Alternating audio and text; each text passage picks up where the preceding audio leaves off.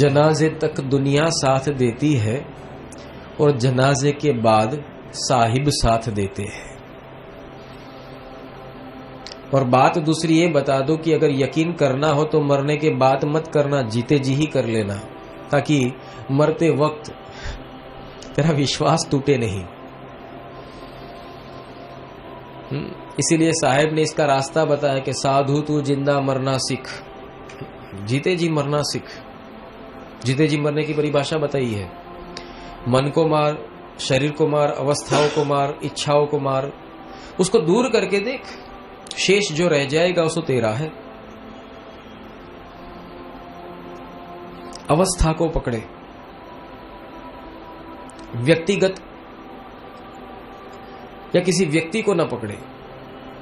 अवस्था मूल है, अवस्था ही अनुभूति में ले जाती है। और दूसरी बात यहां बताती है कि दुनिया अगर ईश्वर होती, जिन दुनिया क्या लिहाज तुम करते हो, अगर दुनिया ही ईश्वर होती तो फिर हरि को कौन बचता, तो फिर साहब को कौन पूछता। और मजे की बात तो यह है कि दुनिया बना ही इसलिए गई है कि ताकि पता चले कि बेवफाई क्या कहते हैं, और प्रभु की रचना ही इसलिए हुई ताकि पता चले कि मोहब्बत किसे कहते हैं। पर ये तो उनकी बात है कि जो इस अवस्था में जाकर पहचाने, अनुभूति करे, इसको महसूस करे। बिना पानी में उतरे तैरने का मजा नहीं मिलेगा भाई।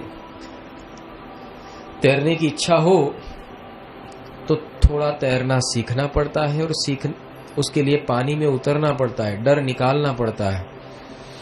वरना अगर तैरने की इच्छा हो तो डाइनिंग टेबल के ऊपर भी सोकर तुम विक्रम बेताल खेल सकते हो।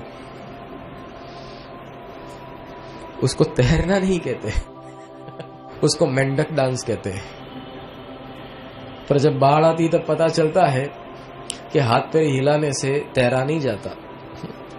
अनुभव ही नहीं है तो क्या करे, अनुभव की जरूरत है।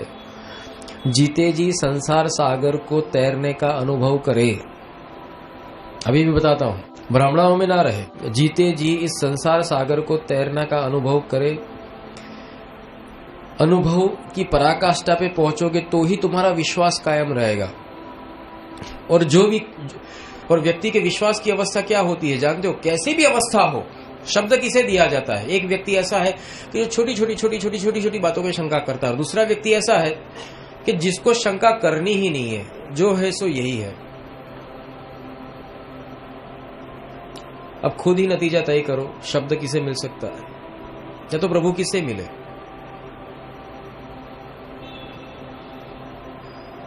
अवस्था को समझे। अगर महाभारत के युद्ध की बात की जाए तो अर्जुन को दिव्य दृष्टि देनी पड़ी। समझो, अर्जुन को दिव्य दृष्टि देनी पड़ी, तब जाकर वो दर्शन कर पाता था। भीष्म को नहीं देनी पड़ी है, वो अनायास ही दर्शन कर रहा था कि वो भक्त था। अब भक्त की परिभाषा बताए कि प्रभु मानने के बाद, अनुभव होने के बाद वो व्यक्ति अपने नियमों को इस तरह से जुड़ा रहा कि फिर भी वो सामने वाली सेना में लड़ रहा था। ये जगत का नग्न सत्य है कि जब तक तुम्हारे साथ मन है तब तक चाहे तुम्हारे पास कितने भी चमत्कार हो जाए, कितने भी साक्षात्कार हो जाए, यहां तक कि ऊंचे दर्जे का ज्ञान भी तुम में आ जाए, पर अगर मन अंदर बैठा है तो ये तो वो वाली बात हो गई कि बहुत मेहनत करके सुबह से लेके शाम तक रगड़ रगड़ के रबड़ी बनाई, अगर एक बूंद भी अंदर नींबू का रस गिर गया, पूरी रबड़ी समाप्त। ये मन का काम है।